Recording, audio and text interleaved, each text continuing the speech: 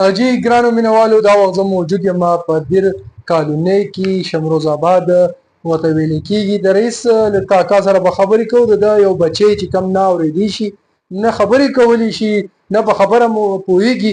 څومره ورځ ده چې هغه بېدرکه دی، هغه سره خبرې کوو. کاکا صاحب وایي زه دا یم چې زما یو بچی دی او هغه معذوره دی، په خوله ګونګی دی او کوڼم دی. هغه دا څو ورځې وشوې چې ورک شوی دی او زه دا مهرباني د هر چا نه غواړم چې دا بچی ما ته که هر چا سره چې را خوشې کا او ما باندې وسپاري او موږ د غریبۍ او هغه دی او بس دا ورسره کړو چې دا بچی په دې ځای نه تللی دی. شمروز آباد هم پته ده او دا څو ورځې وشوې پیدا شوی نه دی او دا بس زه دې خلکو ته دا یو هغه کړم چې ډېر ورپسې وګرځېدو او دې پیدا شوی نه دی.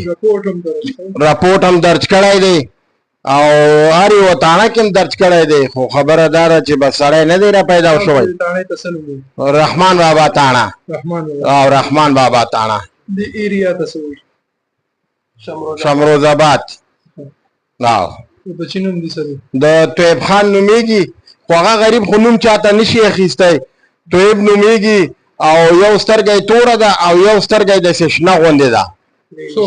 دی نشان دی د 9 کالو دی، د 9 کالو دی. جی ګرانو مینوالو دا مونږ یو اپیل کوو تاسو ته، اپیل چې یاره مهرباني وکړئ، دا تصویر تاسو وینئ، دا نمبر تاسو وینئ، په دې نمبر باندې دې سره رابطه وکړئ او دا ماشوم چې هر چا ولیدو د الله رضا لپاره دل کارونه پېښور ته شمروز آباد رینګ روډ باندې چې رحمان بابا تاڼې سره دا واقع ده، دا علاقه هغې ته راوله. که چا نه نمبر سره وس کېږي، نه چا سره رابطه کېږي، خپل متعلقې تاڼې ته یې بوځئ، هلته یې حواله کوي او هغې ته دا ووایئ چې دا رحمان بابا رینګ روډ تاڼه چې د هغې ته یې ورسوئ چې د کاکا ته میله وشي.